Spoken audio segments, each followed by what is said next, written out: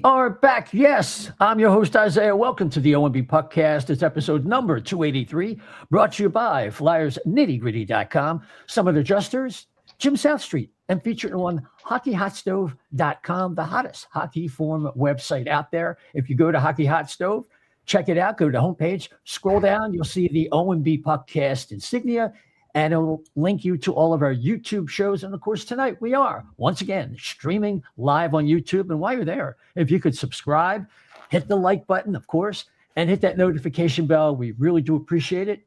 It makes it more likely for people that are looking for Philadelphia Flyer podcast to find us. And we really want to do that. So we're also live streaming tonight on X and Facebook. We have a great show. Let's go right to the panel.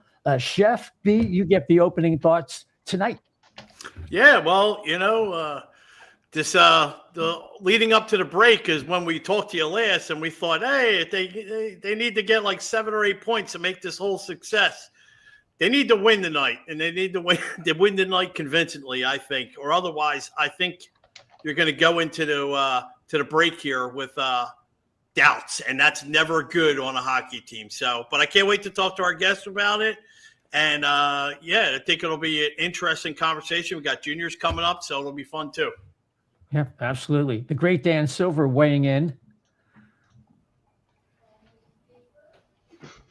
Yeah, there wasn't a whole lot at the fore of my mind, and then I watched the Rick Tocchet press conference today where he went off on the Philly media for bringing up Matvei Michkov and too many questions. So there's a lot to unpack there, and I'm sure that we will get to that at some point. So that's what's at the fore of my mind from a Flyers perspective right now.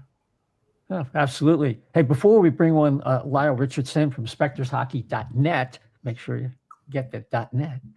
We got to just remind people that before they call their insurance company, if they have home damage in PA, New Jersey, and Delaware, they really should call Summit Adjusters. And Chef, why don't you remind the people why that is the case? Oh, yeah. Just over this weekend there, we had some high winds, some rain, and, there's tree down. If you live in the Bucks County area, Pennsylvania, or even across the river in Jersey and all that, there was a lot of wind and rain this past weekend. Trees are down. So one wrong word. I had one guy we were talking to today, and he said, I said, look, you can't say that. That will get you denied. You can't speculate. Let us do the thinking for you. So at Summit, they take out you don't have to do anything. They take care of you. They handle everything. They deal with the negotiating with the insurance company. They get you the highest settlement that you can get for your claims, right? They work with multiple insurance companies. They have great relationships all across the board there. So any kind of, it doesn't have to be just wind and rain or whatever. It could be plumbing. It could be anything. Car, slid on the ice, went through somebody's garage and wrecked their garage and their railing. It still counts. So if you need help, call Summit Adjusters, 215-752-0560. Tell them the chef sent you. You got it. And without any further ado, let's bring in Lyle Richardson, who writes for the Hockey News, Bleacher Report, The Guardian, and Prince Edward Island. Lyle, welcome aboard.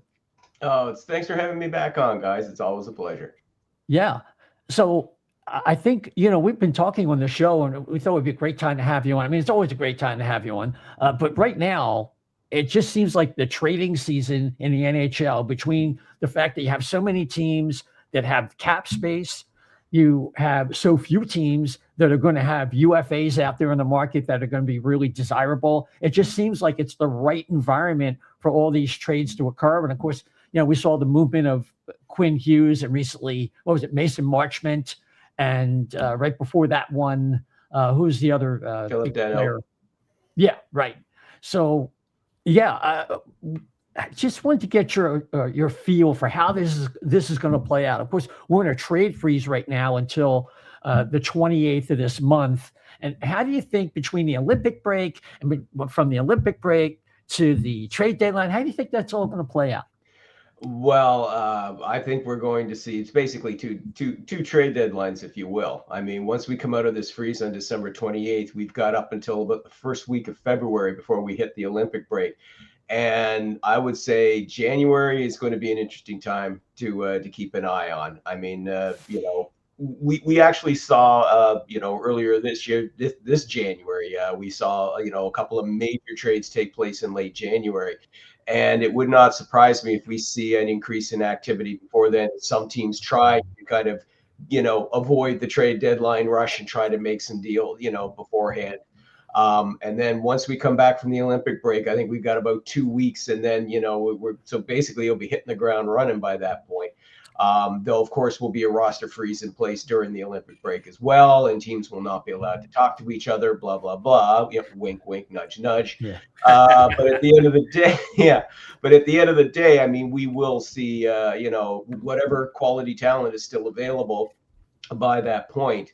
Become available, then that we'll see a big rush on for that. And it could end up being a potentially quiet deadline day, depending on how it all shakes out. But that's just kind of what I'm kind of anticipating, because, right now, so far, the trade market was pretty stagnant through the first 2 months. And that's because you had very, very few sellers. There really haven't been, and it's still that case, really. I mean, there's maybe 5 teams you could point at and go, yeah, they're going to be selling, because the standings are just so tightly bunched right now. I mean, I've never seen the standings like this competitive at this stage. Usually you start to see a lot more, separation between the contenders and the pretenders. And we're not really seeing that. I mean, for heaven's sake, I mean, you look at teams like Calgary, Vancouver, and Nashville. I mean, 2 weeks ago, these teams looked like they were dead, that they were going to be definitely falling away. And over the last 2 weeks, they've been on, all 3 of those teams have been on a heck of a run. In fact, Vancouver, since the Quinn Hughes trade, they've won every game. I mean, and they've looked really, really good. It's like all of a sudden, wait a minute, you're not the same team that we were seeing 2 weeks ago. And everybody, it just looked like everybody was just waiting for Quinn Hughes to get traded. And, so right now it's still, as I said, still not a lot of sellers, and there are a lot of buyers, but we're still waiting for that separation, and we may end up having to wait until January, maybe by mid to late January, for that to come into effect. Mm-hmm. Chef, why don't you weigh in? Then we want to kind of move to the Flyers. Sure. For now, if you just look, like you said, the standings. I mean, how surprising is it? I mean, you got 34 points is last place, and that's Columbus. And then, actually third place is 42 points. So you're everybody's within striking distance, and you look down the list there. Some teams have games in hand, some are ahead, and the ones that are ahead, they're really not. They're 2 games, but they're only 1 point ahead. So how does this? I mean, is this going to be one of those photo finishes this season, or it's going to come down to because, and I'll segue into the Flyers here, because they're on a losing streak, 3 overtime losses in a row. The loser point, it counts for something, but when it comes down and everybody's jammed up like this, it's going to mean something when it comes down to wins in regulation, right? Absolutely. Oh yeah, absolutely. Absolutely. Your regulation wins are going to be a big determining factor if this logjam persists. Now, again, I am anticipating that we'll start to see some separation, but there's still going to be a lot of teams that aren't going to be ready to write off the season just yet, and if you still got a lot of buyers and not many sellers, I mean, that's going to affect the trade market as well. But again, even if you see teams that, that are willing to sell, I mean, like Vancouver, and I'll pick Vancouver because, of course, they made what could very well be the biggest trade of this season. And that's saying something because we're not even halfway through the season yet. But, that Quinn Hughes deal, I mean, that should have been by rights the end for the Canucks. And everybody's saying, well, that's it. They're rebuilding, no more playoffs for you. That's over and done with. Boom, they win, 3-4 in a row. And they're within striking distance of a wild card spot. And all of a sudden, hey, they're not out of this yet. So, it's gonna take some more time right now. As I said, I think, January is probably going to tell the tale. The further along we go, that's probably going to determine, what the market's going to look like and how busy we're going to be. Yeah. Just to interject here with, since our last show, the Flyers went 1-1-1. They're 17-10-7 for 42 points through 34 games. So right now, and it's always tenuous, like, with the standings being bunched up the way they are, they're in the first wild card spot as we go into tonight's game versus Vancouver. But they've lost 7 of their last 10 games. And that is only concealed by the fact that in 7 of those losses, they've gained points. So, Dan, I just wanted to get you to weigh in. Like, I think this is the first real slump. And I guess this is a gauntlet in the Flyers schedule for the first time this season. Thankfully, Vladar is coming back. Dvorak looks like he's also coming back. It'll be a game time decision for sure. But what's on your mind with the Flyers as they look at the stretch here towards the trade deadline? I mean, this team sort of continuously surprises me this season. I mean, I don't think I'd even refer to it as a slump. I mean, I thought they played 2 okay games against Carolina. They lost both of those games in shootouts. There's nothing wrong with losing to the clear-cut best team in the division twice in a row in a shootout. Then I was sort of expecting them to go into Montreal and lose that game. And they go in there and they win 4-1 in what I thought was a pretty good fashion. The Sabres game wasn't great, but that was a game where they played well for 2 periods. And then they just kind of fell apart. It felt like one of those games that Buffalo, with everything that was going on, was just going to find a way to win for their head coach and the new GM. And then the Rangers game, another game where I was expecting them to go into New York and, lose that game easily.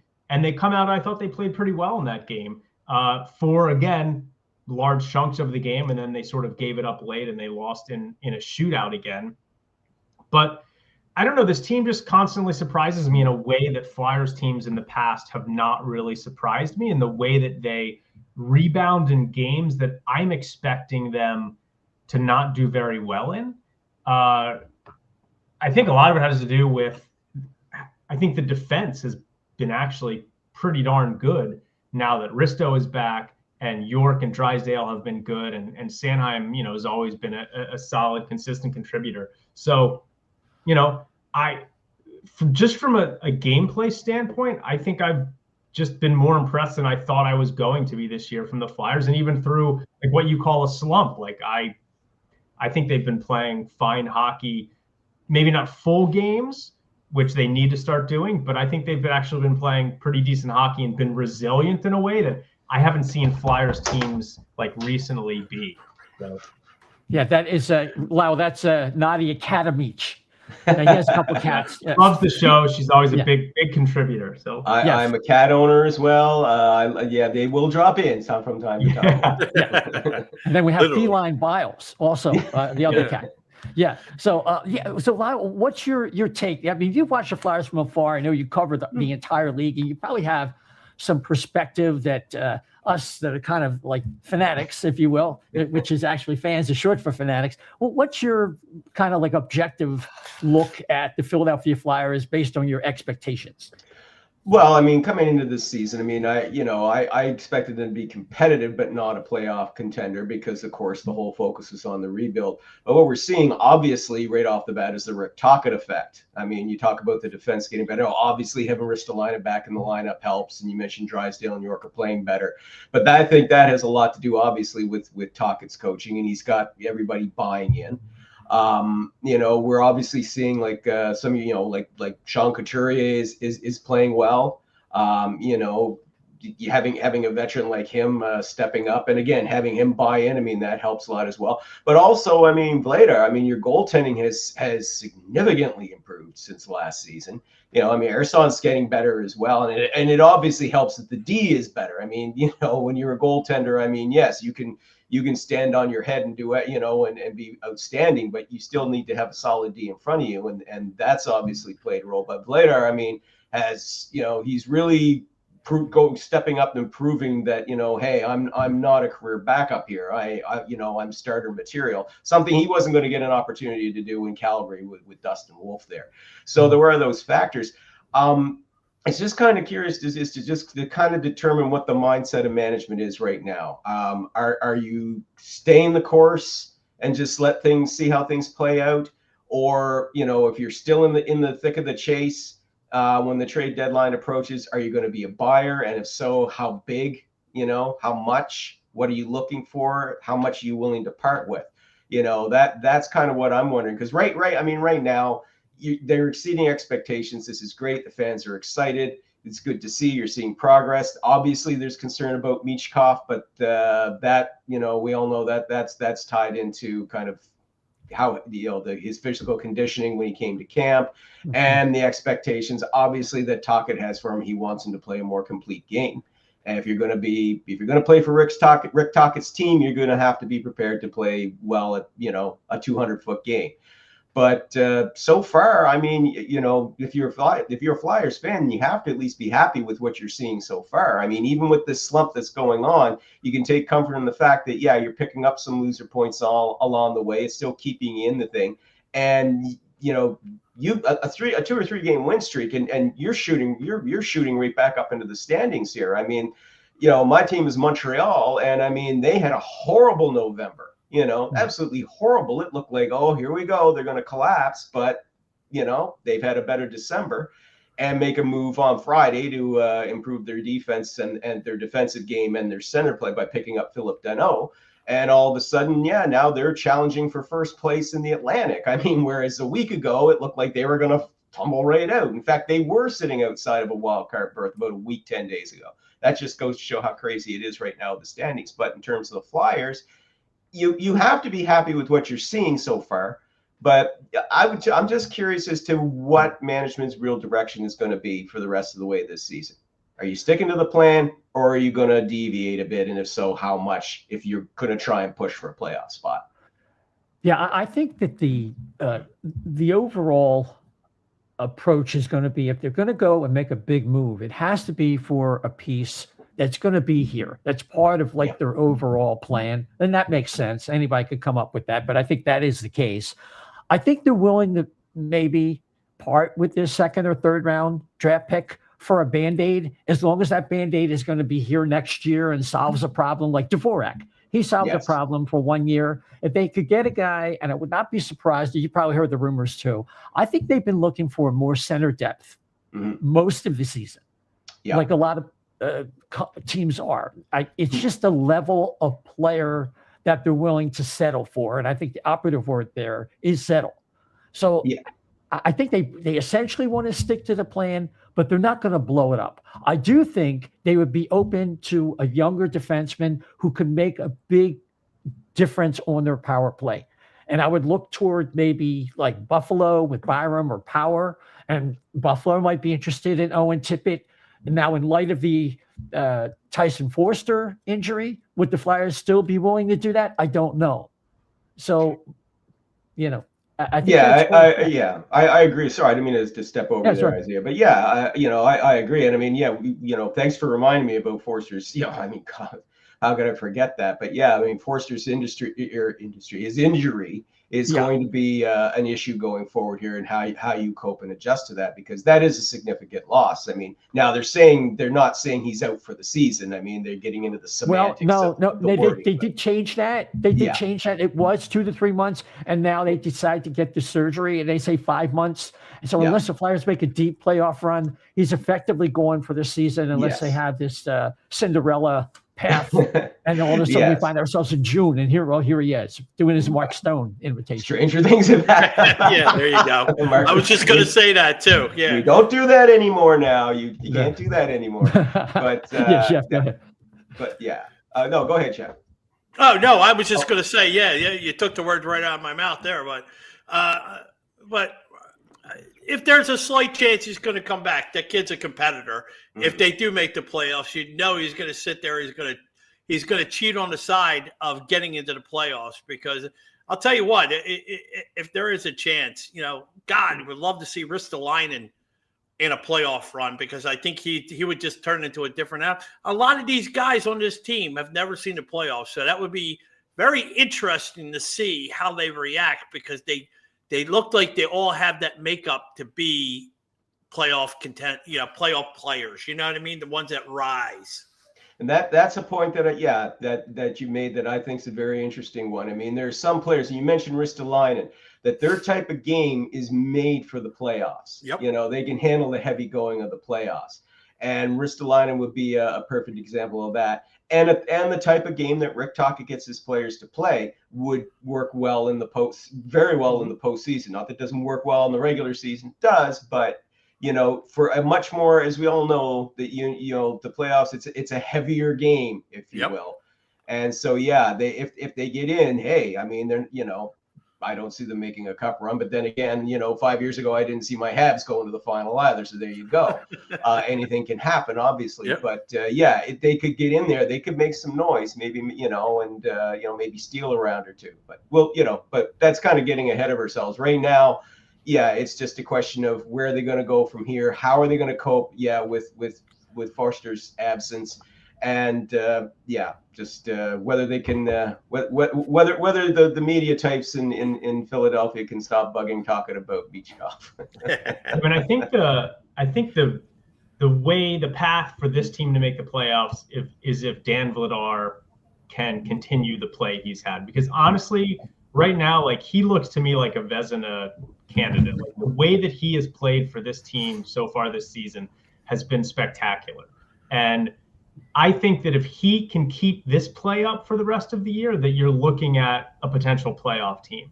Because as we saw in the Rangers game, Sam Ersson, he's just, I don't know, he's just not really a starting caliber goalie. He gives up too many soft goals.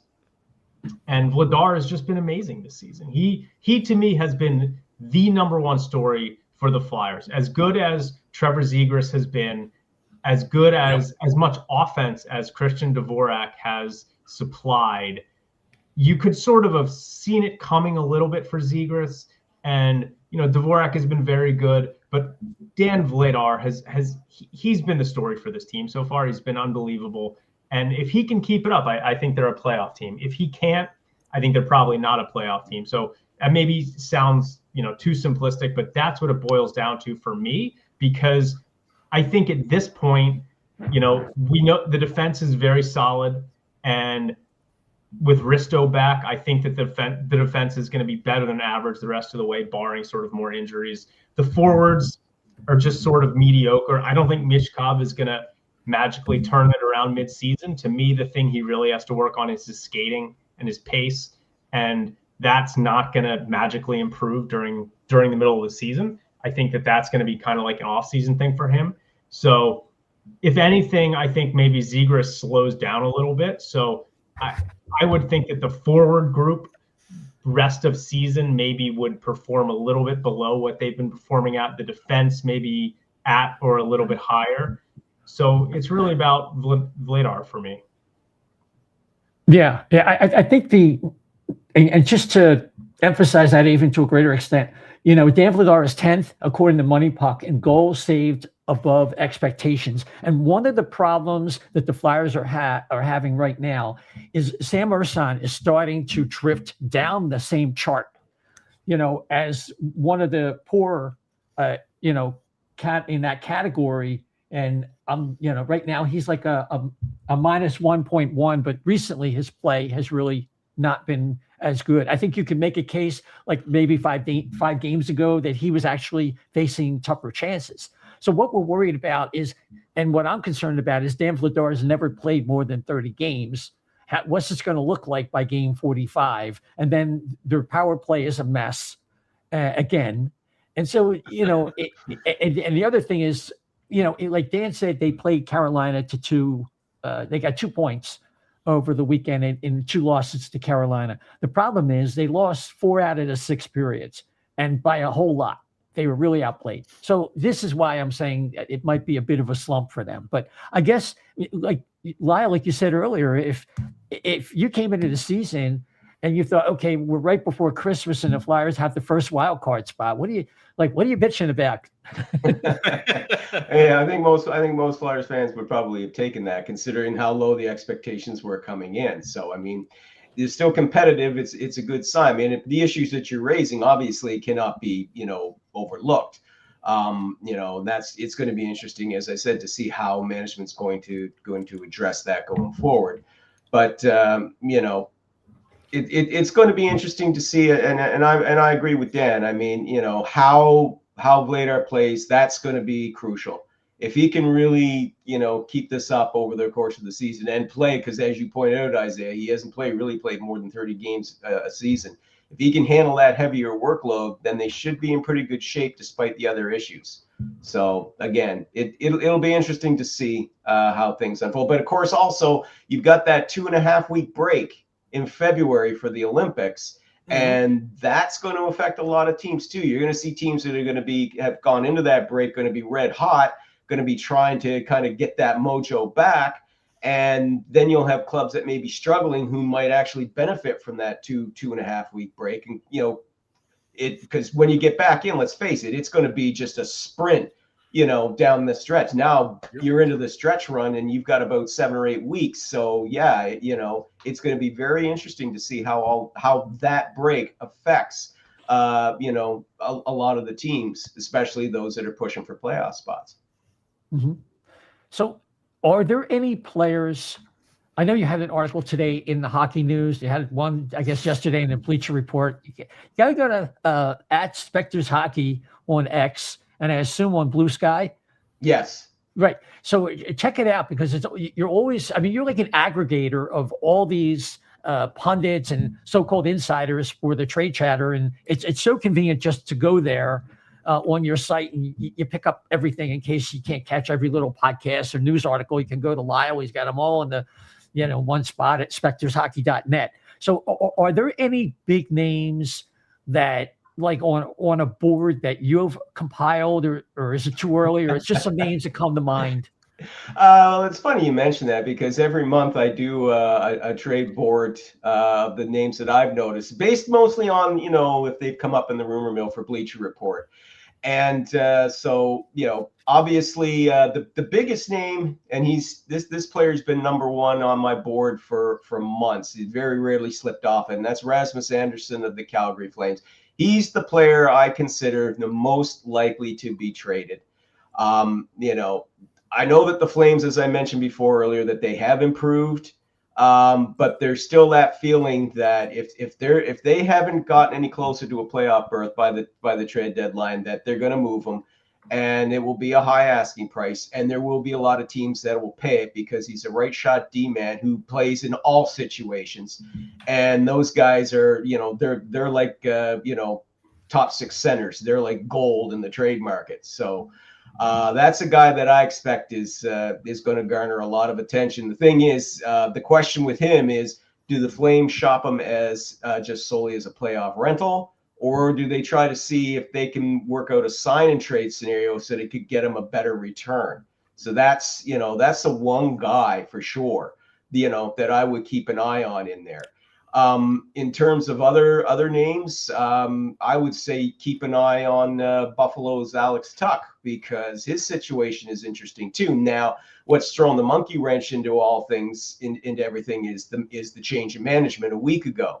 Because up until Kevin Adams was given his pink slip and was replaced by Jarmo Kekalainen, those talks had stalled, because reportedly the Sabres did not want to go over $10 million a season for him on a new contract. And according to TSN's Pierre LeBrun and Darren Dreger, the Tuch camp is seeking slightly more than what Adrian Kempe is getting on his contract extension with the LA Kings, and that's $10.625 million. Okay, now you can quibble about him being worth that much, because Kempe obviously is worth that much to the Kings. He's been their leading goal scorer for the past 4 years. So you can make the argument, well, Kempe got what he got because he's more valuable to the Kings than Tuch is to the Sabres. Because I think we could agree, if you look at the Sabres, it's Tage Thompson, Rasmus Dahlin, or vice versa, those two. You could argue with those two who's number one and number two, but then comes Tuch. So, whether he gets so you're muted, Isaiah. gonna make a silly joke about you tuck them in between the. There you go. Yeah. There you go. I'm glad I just unmuted for that. Okay. Yeah. I just got fired too from bad. that. Maybe you were muted. Maybe you were Punchline. muted for a reason. Exactly. All I was Yeah, missing was the rim shot in that one. Yeah, exactly. Yeah. I'm So joining my Kevin question, Adams on the my unemployment line. question Go ahead, for Lyle would be, okay, we know that Tuck might be available, but then you have Darlene and what do you call it? We just mentioned Tage Thompson. If they decide to blow it up, the new management, new regime, how who do you think survives a cut? I mean, who's young enough to survive that cut? Because it's funny because Buffalo's picked in the top 3 to 5, for the last, as far as I can remember anymore, like they have had a lot of first round picks and they're all going off the greener pastures over the years because nothing can get done. What do we think is going to change with this new regime? And I guess, his staff coming in, does that mean that, coaches are going to change over? Because, we all know who he had in Columbus when he was a GM. We're going to not say the T word because, we're still trying to detox off of that. So, but what other insights can you give us on that situation? Because there could be a lot of players on the move out of Buffalo if that is indeed the case. Well, I would be hesitant though, Chef, to assume that there's going to be a big change right off the bat with Kekalainen coming in there, because Kekalainen's been working in there with them since the offseason. He was hired as a senior advisor, so he kind of knows the team, he knows the players, he knows what he's got there. Tuck right now is the number one priority for them because on the one hand, yeah, if you're going to give him Adrian Kempe money, that's a lot. But on the other hand, do you want to risk another notable player from the Sabres leaving the team or being traded away and then watching them go off to win a Stanley Cup somewhere else, like shades of Reinhart and Eichel again, and O'Reilly as well? I'll go back even further. Yeah. Plus, he's also a Western New York boy. So do you really want to lose? Basically, he's a local boy. Do you really want to lose him too? So it's going to be very interesting to see what they do with Tuck. But as far as the guys like Thompson and Darlene especially, they're on long-term contracts, especially Darlene, and Darlene's the captain. Unless those guys come to him and go, that's it, I've had enough of this, we're going, I want out, they're not going anywhere. They're going to be staying put. The big thing that, I could say with Kekalainen is if you look at his draft record, he's got a very strong draft record. And, I say half, but I'd say about a quarter of the current Blue Jackets roster are made up of quality players he drafted, like Kirill Marchenko, Voronkov in there as well. I believe Werenski is among them as well, and Fantilli. So, I think that's very promising for the Sabres that way. But in terms of more immediate impact, I don't think you're going to see them blow it up before the trade deadline. If there is going to be significant moves done, you'll probably see those happen in the offseason. Funny thing again, Sabres looked dead 2 weeks ago. They won 6 in a row. They're within striking, I think, 5 points of that wild card spot. They're behind the Flyers right now. So, again, this whole topsy-turvy thing. It'll be interesting to see what Kekalainen does. I think there will be some changes. I would also think look at the coach. If there is going to be a significant change, maybe look at the coach, and maybe he wants to bring in his own man because he's inherited, Lindy Ruff. So I think if there is a significant change, maybe behind the bench, but I don't think it happens during the season. Again, an off-season move, depending on how this season shakes out. Yeah, I could see a scenario, and I think maybe some Flyers fans, especially with the Tippett thing going on, if Tuck is not going to work out and they move him, maybe they move Tuck, get a defenseman, then they feel like compelled, well, we'll take Byram or Power, depending on the scope of the deal, and we'll take Tippett if the Flyers are open to that. The Flyers are expecting Porter Martone to be here. They like what they see out of Denver Barkey so far. We don't think he's going to stay here, but again, if we're getting a preview or maybe Bobby Brink could be on his way out. And we had a report today that could be something maybe in the offseason. But I think there are things that are possible. Yeah, and if you're talking about guys from Buffalo, you brought up Byram, and I think that's a good point. You would see probably Bowen Byram move before you will see Owen Power. I don't see them giving up on Owen Power yet. They brought in Kesselring to be his defense partner because the problem that Power had been having was he just hadn't had a good defense partner, for his tenure thus far, and it's hard to believe. God, this is I think his 5th season. The kid's been in since he was 18 from his draft year. But that was the whole thing. So, but Byram, it's always been floating around. It was floating around even before they re-signed him, that teams were, calling and looking into it. So that would be one maybe to keep an eye on if you were talking trade, maybe there with Buffalo. And Tuck, if they don't get a deal done, then that's definitely a trade deadline thing, because you can't let him walk for nothing. Right, absolutely. So we had our WJC preview show last week with Anthony Donati, the prospect Don, and good guy. He's recovering from back surgery. So the O&B Puckcast is sending out our best wishes to him. But, in Canada, there's going to be a big buzz. The team is loaded. They have to be the favorites. But I want to get your perspective on this tournament coming up the day after Christmas. Well, first of all, you're right about it being a big deal in Canada. We go, forgive my language, we go absolutely batshit in this country for that tournament. There's no better way to describe it, but it's great on the one hand. On the other hand, it puts a lot of pressure on Team Canada, out of all the teams in the tournament, and it doesn't matter where it's hosted. Canada always feels the pressure here. That's the only downside to that. But you're right. I mean, it's a much more stacked team than last season, because last season it was disappointing because the people who put that team together, they were looking more at we want a team full of 200-foot players, which is fine, but you still needed guys who can put the puck in the net. And when you leave Michael Misa, who I believe was leading the CHL in scoring at the time, off your team, and then you wonder why you are having trouble scoring. Hello. Well, they're not making that mistake this time because he's there. You got Gavin McKenna, who is coming onto the team, having had the college hockey experience now. That's kind of affected his draft ranking so far. He slipped down to 4th, but I don't think that's something people should really lose their minds over. If he had stayed in the WHL, he would probably still be number 1 with a bullet on everybody's list. It's just because he's trying to adjust to the U.S. college hockey pace, where you're playing against older players, more experienced players. And it's not like he's playing horribly. He's adjusting and learning. But I think that experience may do McKenna some good getting back into a junior tournament here. And of course, you're going to have some guys who, have had some NHL experience, and Nazem Parikh is one. Cotton's another one. I mentioned Misa. So there's several guys on there. And they're bringing back the same goaltenders, too, with the addition of Joshua Ravensburger as well. So Ravensbergen, sorry, not Burger.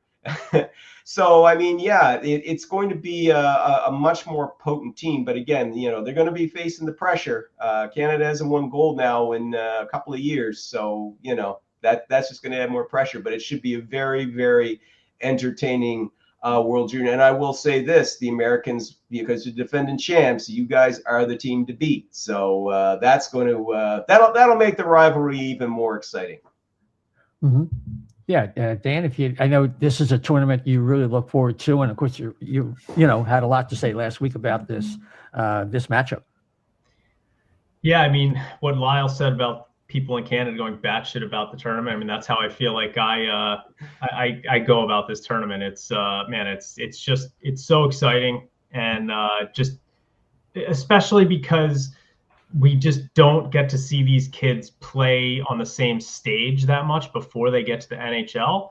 A lot of them are in the 3 different Canadian leagues, or now in the NCAA, or playing overseas. So it's just so much fun to see these kids who we are hoping are going to be the future stars of our teams be on the same stage against one another. It's a shame that Russia is still not involved in these tournaments, but what are you going to do?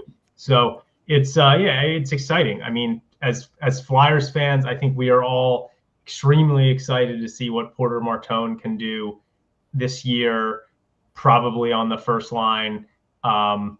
I think that's going to be exciting for Flyers fans, probably the number one thing. So I'm pumped to see that. Jetlachenko, I'm not sure what kind of role he's going to have, but Martone is really the guy who, last year, obviously we didn't know he was going to be on the Flyers, and he didn't really stand out much to me, but I think this year could be a little bit different. So, and as we kind of talked about with Gavin McKenna, he's taken a lot of criticism this year. I have a feeling he's going to kind of bust out a little bit in the World Juniors, and I think Canada is just going to be a runaway freight train in this tournament. So their defense is fantastic. The forwards are great. The goalies are great.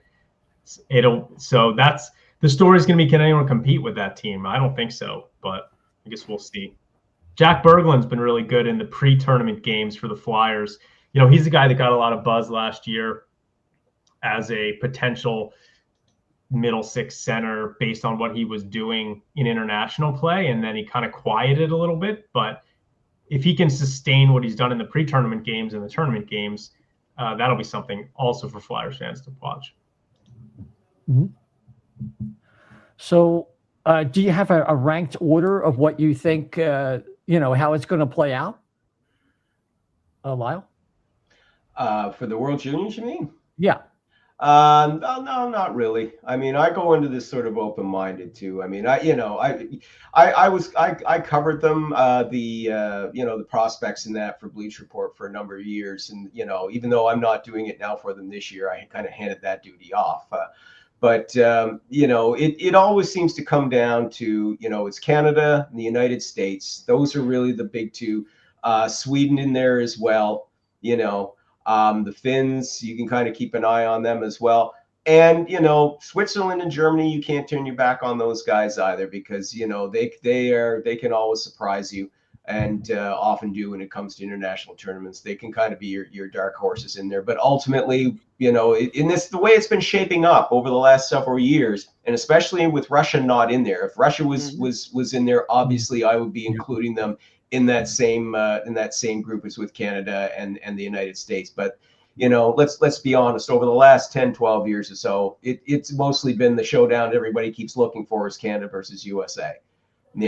So it'll be very, very surprising if if that's not either the gold medal game or one of the games that's going to determine who's going to go on to the gold medal game. Mm-hmm. Yeah, sure. So Lyle, I think that's all we have for today's segment with you. I mean, we could go on and on. There's so much going on right now. But what do you want to tell the folks about where they can reach you and some things that you're working on that you want them to know about? Well, first of all, you can reach me, of course. You can find me on spectorshockey.net. The hockey news, where I do my rumor roundup 5 days a week for them. Bleacher Report, of course, where I do a little bit of everything, trade rumors, free agency stuff, but also a bunch of other different things involved in the NHL. And if you are German, you can also find my weekly column with Ice Hockey News over there as well. And if you're local here in Prince Edward Island with the Guardian, PEI, I do a bi-weekly column for them. And going into, obviously now we're heading into a new year. One of the things that I'm working on, spoiler alert, that's coming up on January 1st for Bleach Report is my top 25 players under 25 in the NHL. And I will also be doing an amended trade board of my top 10 plus players to keep an eye out on in the rumor mill. And that will probably be around probably January 6th, I think, because, we want to try and do that exactly 2 months before deadline day as well. And Nice. there's a whole bunch of other different things. So, but those are the main two coming up. Fantastic. Lyle, thanks for joining us tonight. And I want you to have, of course, a wonderful Christmas and a Happy New Year, of course. Yes. And the same to you guys as well. It's always a pleasure to be on. And hopefully maybe we might be able to squeeze this in maybe before the trade deadline or something, or post Olympics, maybe, Yeah, there'll be a lot to talk definitely. about then. Yes. Boy. No doubt about that. Yeah. All right. Okay, my friend. Hope to see you soon again sometime down the road. Thank you. Take care. Thanks, Thank you. Lyle. It's great. Take care. Enjoy the World Juniors. Yeah. Okay, we're going to bring Anthony DiMarco on from dailyfaceoff.com. Just wanted, before we do that, And I think we're going to have a cat competition too. It should be interesting. Just a reminder people about Mine Jim might be South sleeping Street, now. I don't know. 400 South Street. Yeah. It's Jim South Street, 400 South Street in Philadelphia. 40 years of the best cheesesteaks, hoagies, and fries in the grandest Philadelphia tradition. You know you want one. So check them out.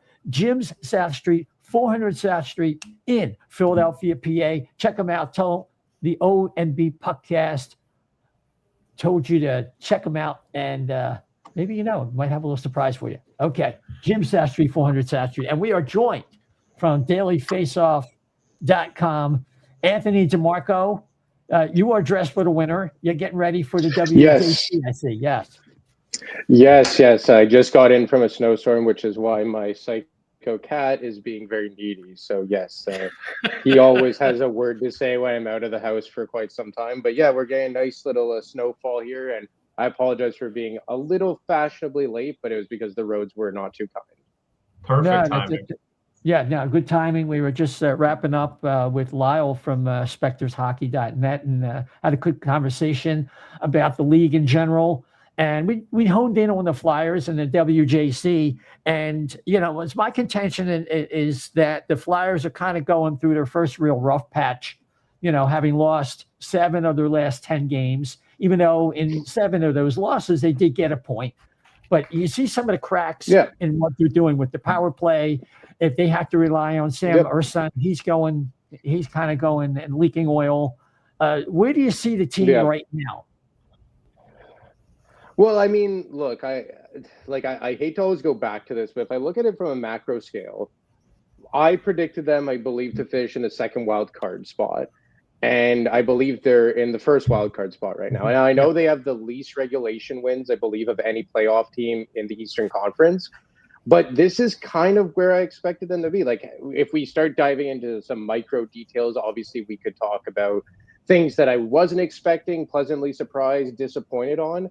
But in the grand scheme of things, heading into the holiday break, obviously the game tonight notwithstanding, they're pretty much where I expected them to be, like right on the playoff bubble, but consistently ahead of the pack. And I'm not sure if it still has held true. I haven't checked the games played, but they've done so with playing the least amount of games for the most part. Mm-hmm. They're at 34.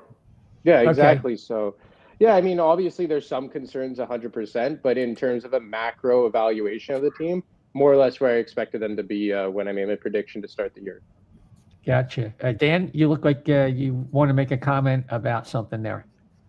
No, it's always great to have Anthony on. He's it does a great job for Daily Faceoff, and it's great to have him on.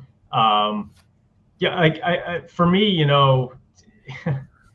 I just have this constant struggle of Rick Tocchet. I still don't know what I think about Rick Tocchet. I never get the sense from watching the press conferences that he's particularly intelligent.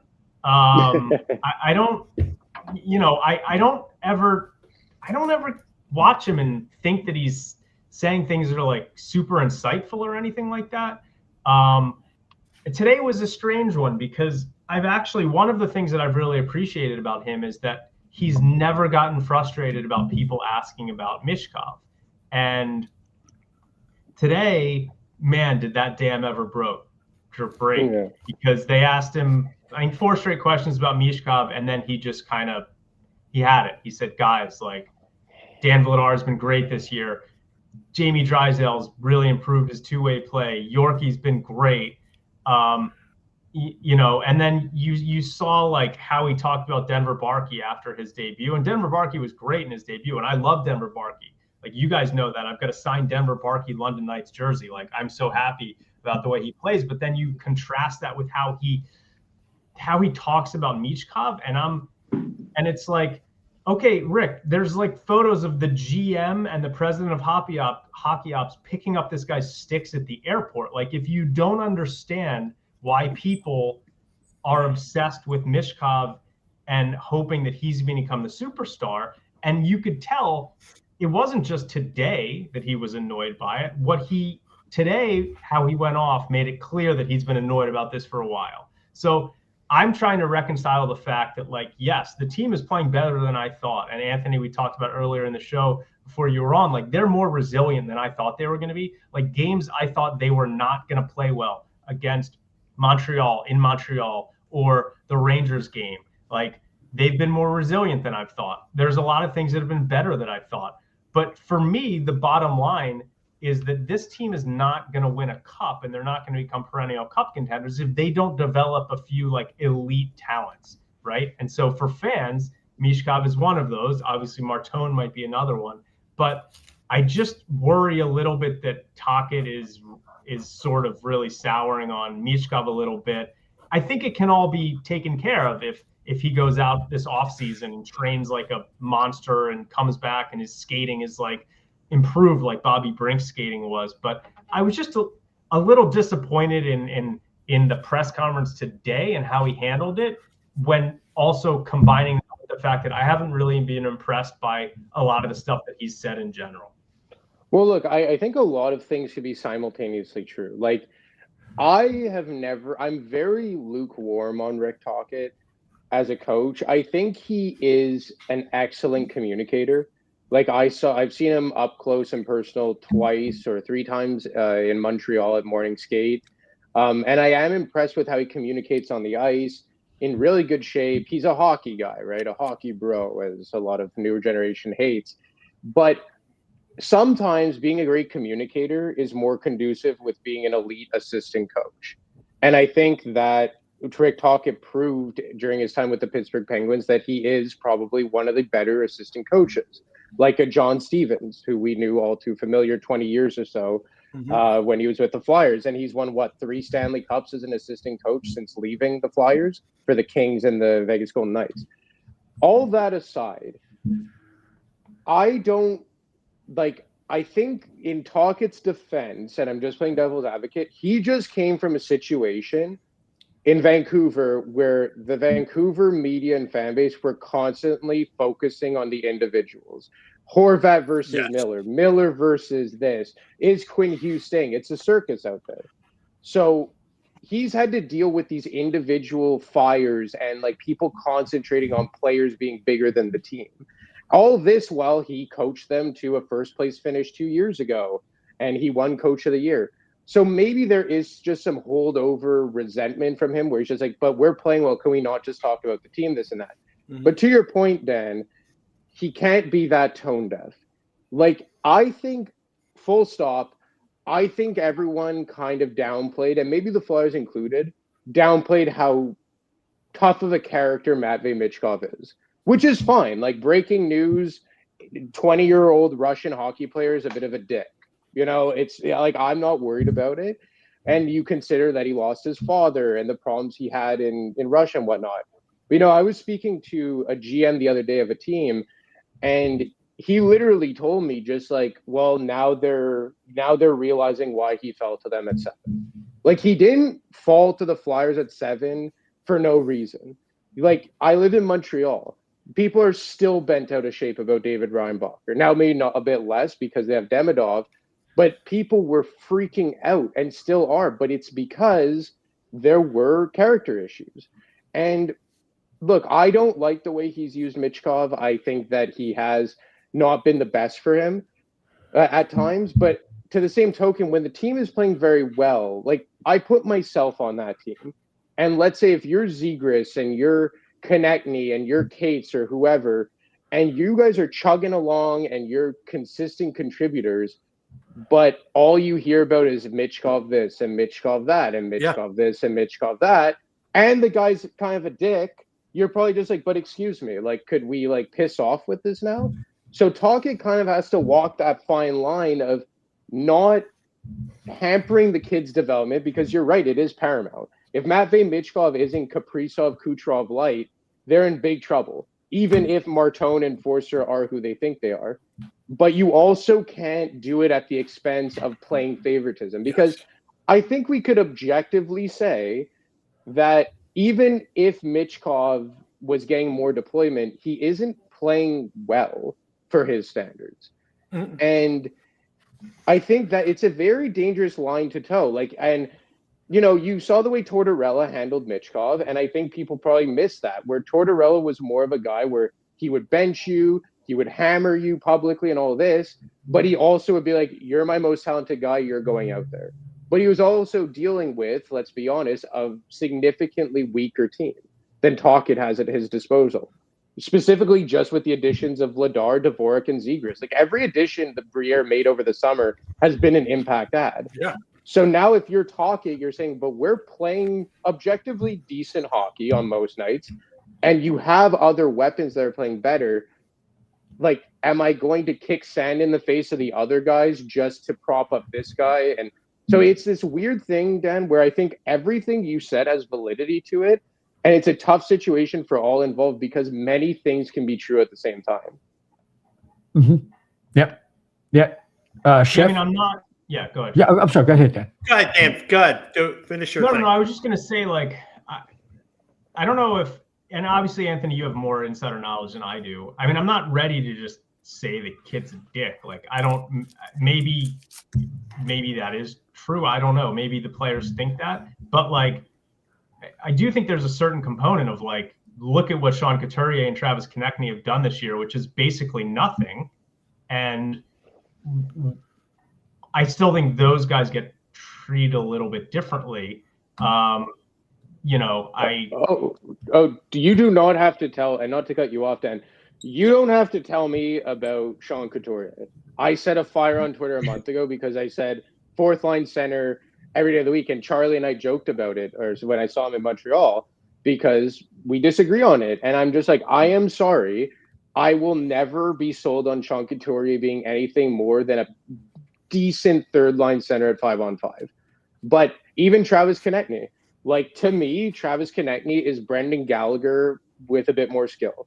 And I don't think he's going to age particularly well. But maybe they're saying to themselves, like, we just went through a coach who completely steamrolled the captain, and look at that, what that did to the locker room. So we're going to give him more runway. Like, again, I don't think that Travis Konechny should be playing top line right wing over Matvei Michkov. 0%, no thank you. Mm-hmm. But I'm also saying to myself, like, Konechny is an alternate captain. He is coming off of 3. Like, I just wish that Tocchet could find a more consistent role for Michkov, maybe play him on his strong side, like, or I guess it's his offside, but the side he prefers. Like, I think it's just everything involved has validity to it, and you're trying to walk this weird line and toe this line. But I do get Tocchet's frustration where it's just like, why can't we ask about, like, it's funny, like on PHLY, like I always laugh, like Charlie says, I'm not talking about Michkov's ice time. Because it is true. It's become like an obsession that no matter how well the Flyers play, like, we run to check the ice time of Matvei Michkov. And sometimes you're saying, like, but why doesn't he just force his way into more ice time? But at the same time, you can't coach the biggest fallacy I've ever heard is everyone should be held to the same standard.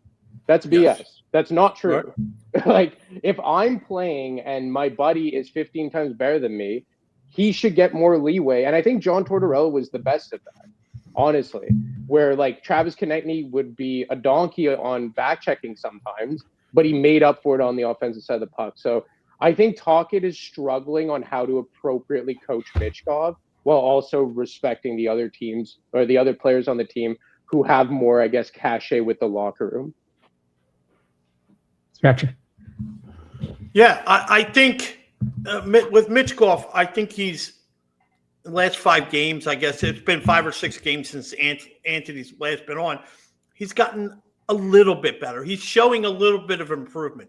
Not fast enough, I think, for the fan base or the coaching staff, but he's getting a little bit better. He's playing a little bit better defense, and you can see him. He's not hanging around cherry picking like Gretzky did in '82. So, but my question would be this: for the Flyers, I agree with Dan when we said that they're going to be on that second playoff spot at the beginning of the season. I said that too.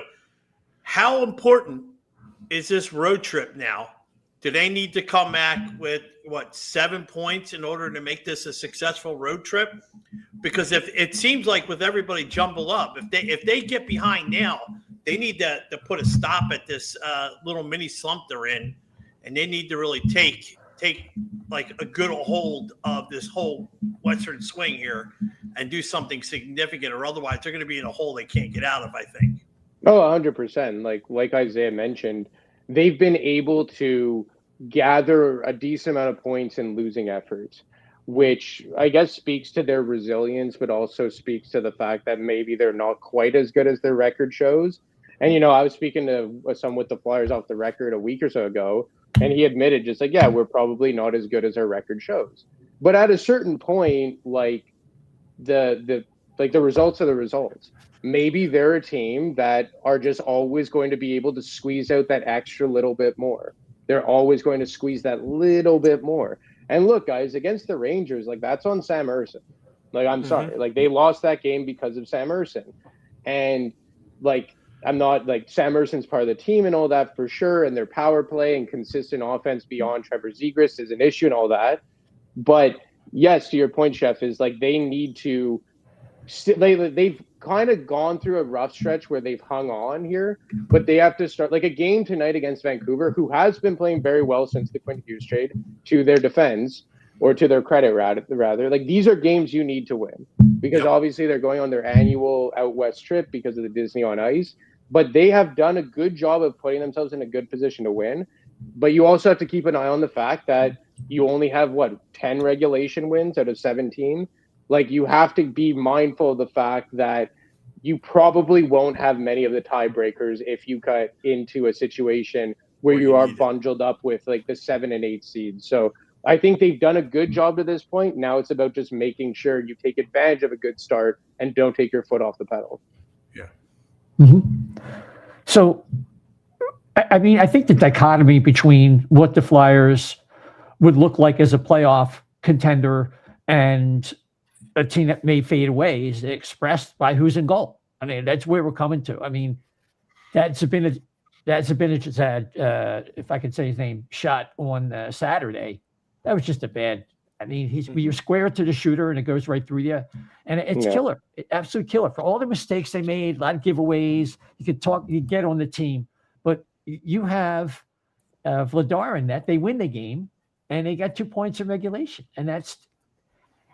Are they going to try to solve any of the problems, whether it's the power play, need for a center, even if it's like a bottom line guy or something like that? I mean, are they still contemplating that, or they say, hey, before it's over, if we're in a certain position, we are going to try and get somebody, or they're just going to wait until, next year before they make big moves? Oh, I think that the first thing is they want to see what they have with Denver Barkey, because they weren't expecting Denver Barkey to be in this position to start the year.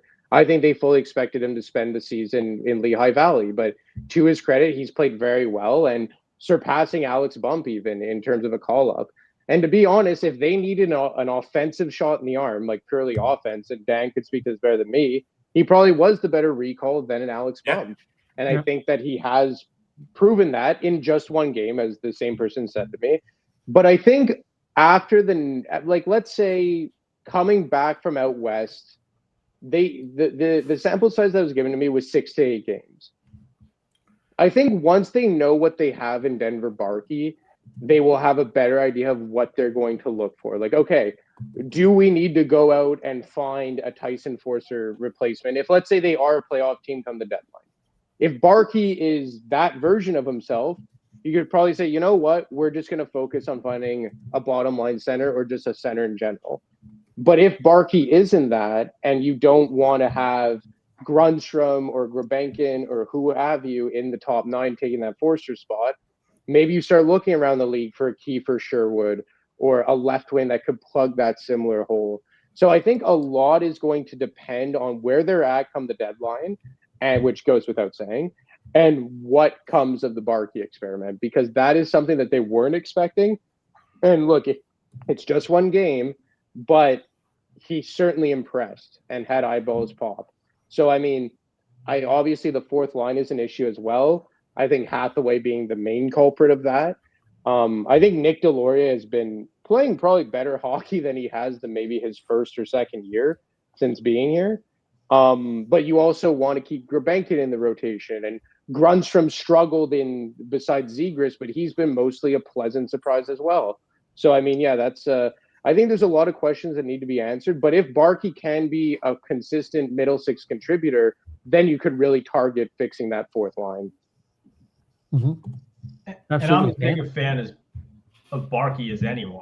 Yeah. And the reason is maybe I've talked about this. He's almost like and I was a big Morgan Frost fan, but the way that he plays is like the polar opposite of Morgan Frost, where there are these guys who, and at the beginning of his career, Sanheim was kind of like this too, where they just didn't happen to be around the puck all that much.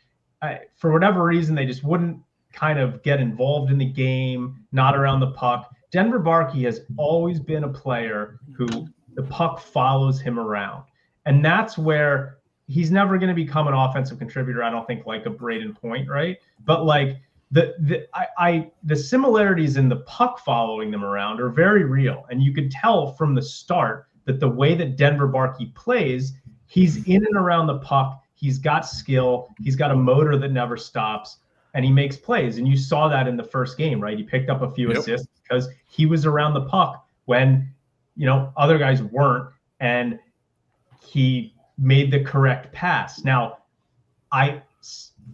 even considering that and how big a fan I am of his, it's his first year playing professional hockey. Like, I don't think that there's any way that we can expect him to be a significant offensive contributor through the end of the season, because he's just not used to playing this many games, I don't think. So, I love Denver Barkey. I think he's going to be a phenomenal NHLer, probably like a middle six guy who could play the second or the third line and really contribute.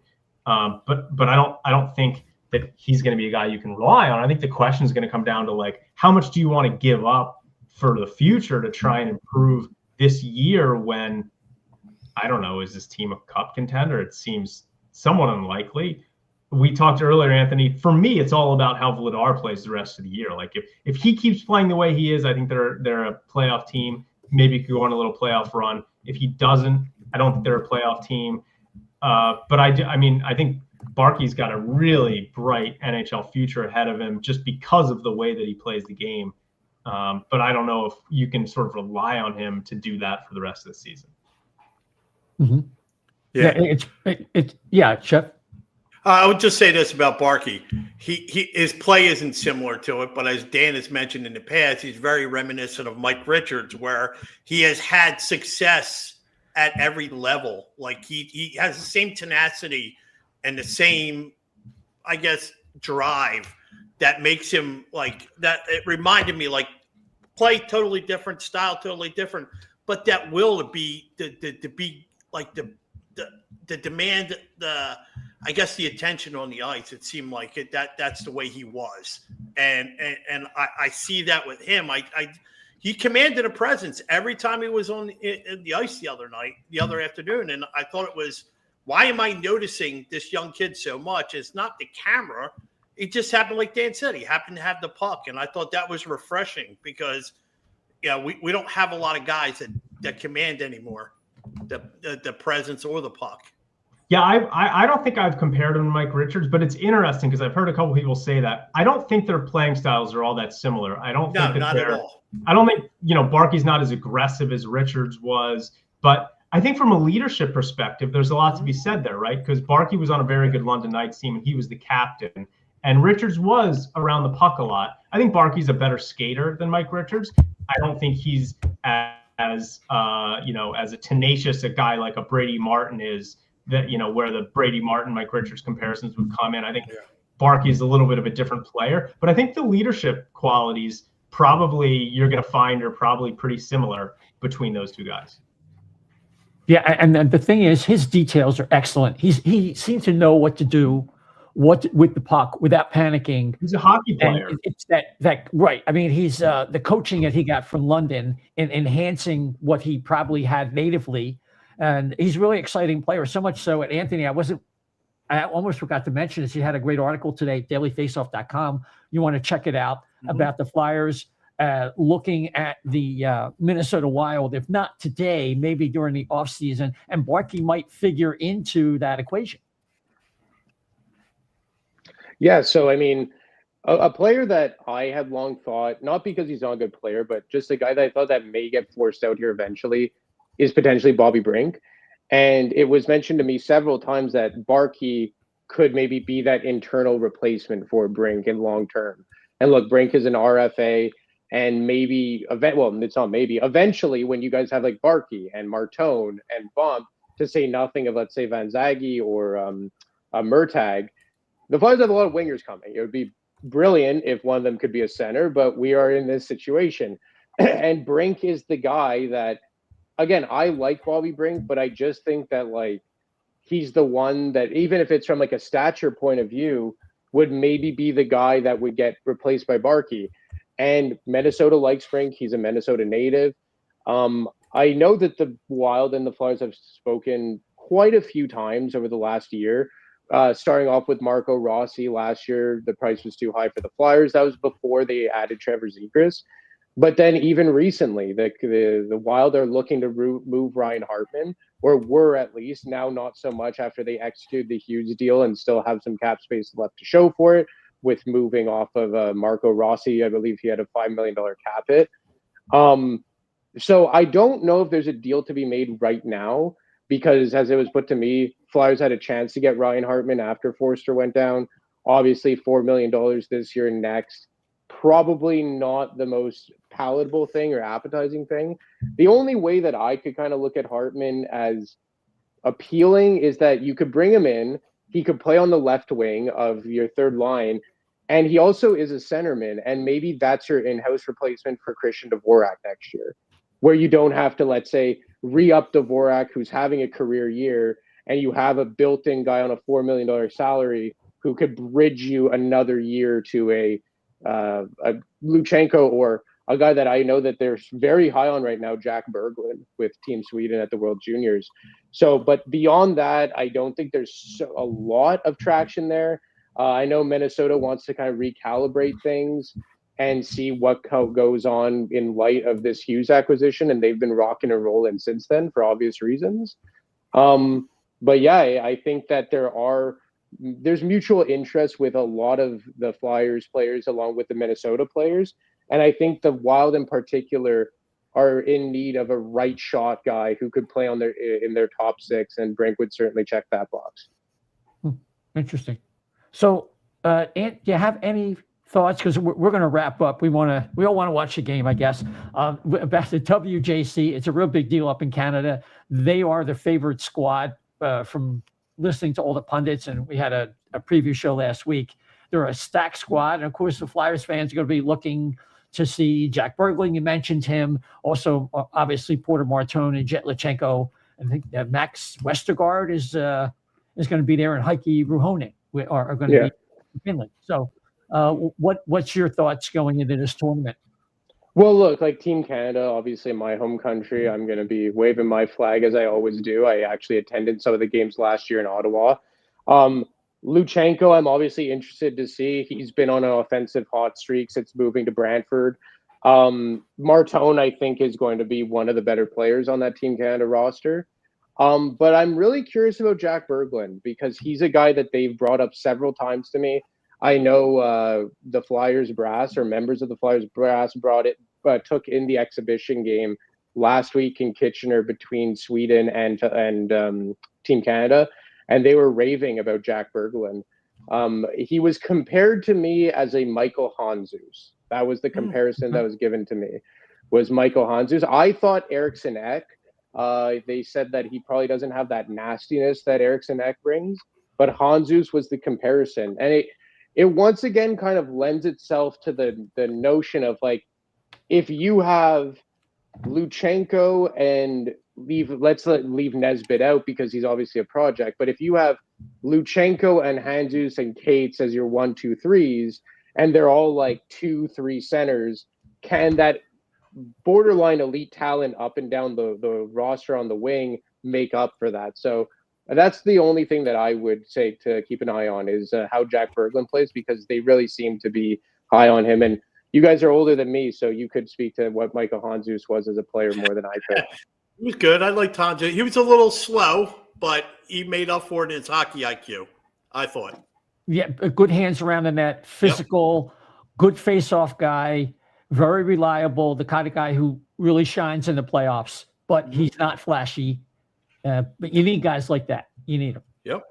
Then very physical too, also. So gets a lot of garbage goals. So, and I think we're going to wrap it there. Anybody else have a question for Anthony, Dan, or Chef? Or Well, one quick one about Mitch Golf. Let's go back to him for a quick sec. Where does he think? I mean, where should he be in this lineup with play? Who is he playing with? You know, he's been moved around a lot, and I actually said 2 shows ago, hey, I wouldn't mind seeing him with like Cates and Brink, just because I think him and Brink could have some chemistry, and Cates could be like the anchor on the line where the plays, watches the defensive end of it. It kind of came to light. They got a couple two points out of that line, or 2 goals out of the line, or whatever. I mean, what are your thoughts? Where would you put Mitch Golf then? Well, look, like not with Sean Couturier. That's the first thing. Yes. The way that I would do it is I would really start exploring Noah Cates in more of a top 6 role, because I think that there's potential with him to be more. And I think I would want to see him centering Tippett on the left, Mitchkov on the right. And I would really like to see just unleashing Matvei Mitchkov and Owen Tippett, who obviously aren't the most defensively responsible guys, but with the best defensive center on the team. And I think Cates can keep up with them more than a Sean Couturier. And then you move Couturier down, and you could have him playing between a Denver Barkey and a Bobby Brink. And maybe him and Brink could play more of that slower plays. And then Denver Barkey could be that stick of dynamite on the left side and really wheel and deal with a veteran and the captain in Sean Couturier. So that's how I would position it right now. Just have Tippett and Mitchkov run like racetrack horses. I'm sure that's a good analogy for Dan here. And just put Cates in the middle. Move. I think that we just really need to get to a point where we let go. And by we, I mean Rick Tocchet. We need to, if I'm talking to Rick Tocchet, because obviously he values my opinion, I'd be like, we need to move Sean Couturier out of the top 6. I've had it. I can't take it anymore. And it's like, I don't care about the point totals. I don't care about the metrics. I'm sorry. Like, when he comes over the blue line, I just say to myself, we're not scoring.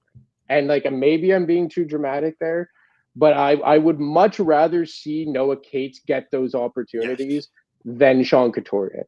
Because, again, Noah Cates isn't the most offensively gifted guy, but I think that there's at least that potential, but you have the foot speed as well.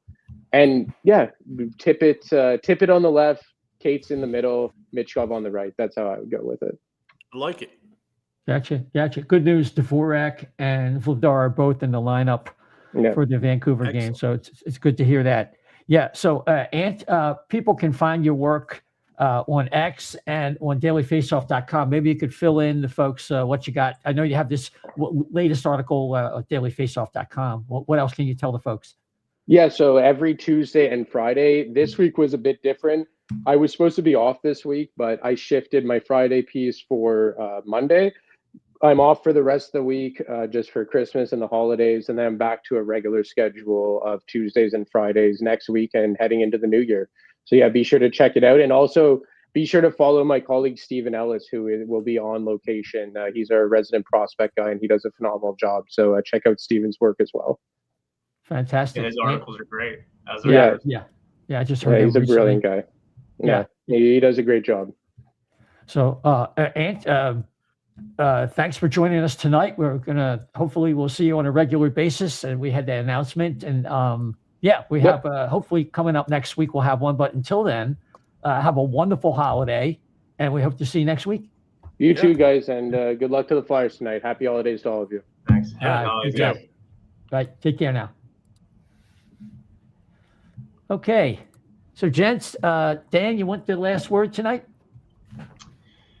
I'm just trying to figure out if I'm going to get a Fubo subscription to watch NHL Network. I looked at the Sling TV stuff because for the World Juniors, I just have YouTube TV and it's not on NHL. They don't have NHL Network, which is so annoying. Right. I wish NHL Network had like a $10 a month subscription thing, but it's like Fubo, you got to pay $80 a month. or Sling TV. I couldn't figure out. They make it so difficult on these sites to figure out which package has NHL Network. So I might end up paying $80 for a month to watch. Go to Sling. You get the select package, and then you get the sports extra. I'm paying $34 for the first month, and then it goes to $40. Okay. Yeah, check it out. But don't go through Apple TV, because then you'll be stuck with them. You can't. Yeah. Well, right, that's why I never got rid of my cable. I laugh. I just still for the have my one Fire. channel. I know. I watch the Phillies. I watch the Flyers are all on there. I got it because my father-in-law, when he was alive, God bless him, he liked to watch the boxing. So we had to get HBO. We had to get all the Showtime, After Dark, all that stuff. So I had all these pay channels, and I should probably shut my mouth. They forgot about me for 22 years. So I'm getting like HBO and Showtime and all the other Max or whatever it is. I get them free because they forgot about me when they changed over to the fiber optic. So I don't say, they're not listening to me here. So, but anyway, I just thought that for years. I don't have it. So, but now I don't worry about it. Everybody else plays an arm and a leg. I don't care. Yeah. So, well, listen, good luck to the Flyers tonight. They play, obviously, tonight at home, Vancouver. Then they go on the road. Strange schedule. Tomorrow night, they're in Chicago. Then they have 4 days off. And on Sunday at night, they're in Seattle. Then we're supposed to come back and see you for an update on the WJC. The junior tournament starts on the 26th, the day after Christmas. And hopefully we'll be back to see you then. And then they have a back-to-back after our show on Wednesday, the 30th with Vancouver. And then they have to go to Calgary the 31st. And we're going to leave it right there. So, Chef, what's your last word for tonight? Now I'll give it the wrap. I guess I would say my last word is this. You got a lot of hockey coming up, and between the juniors and the Flyers and all the rest of the NHL games that are going to be entertaining during this holiday. Winter Classic coming up out of Miami. Wow, good luck there. I mean, well, you're saying it's 80 right now. Good luck to them trying to keep that ice cold. But I will say this. Have fun with it, man. It's the holidays. Don't get too wound up. Enjoy it. Enjoy your family. Enjoy your friends. Enjoy hockey and life in general. And, just have a blast at it. If you want to talk to me, you can see it right there. I fixed it at Chef to the Left B on Twitter or X or whatever we're calling it. At Chef to the Left B. You got it. You can follow the great Dan Silver at DSilver88. See it right there on the screen. You got it. So, okay, you can follow the O&B Puckcast at O&B Puck at O&B Puck on X and Bluesky, and also on several podcast platforms: Apple, Spotify, iHeart, TuneIn, Amazon Audible. Of course, we're on YouTube, Facebook. Just pop it. It'll pop right up for you if you type in the O&B Puckcast. And we appreciate if you would follow or subscribe. It helps move us up the charts when people are looking for a Philadelphia Flyer podcast. So that's all we have for you tonight. Thanks for watching, listening, if you're catching us on the audio. And take care. Oh, yeah, I have to say, Merry Christmas. Yeah. Yes, that's my last show. Yes, can't do without that. Have a wonderful Christmas, everybody, if you celebrate that. And we'll catch you before the new year. Take care, everybody.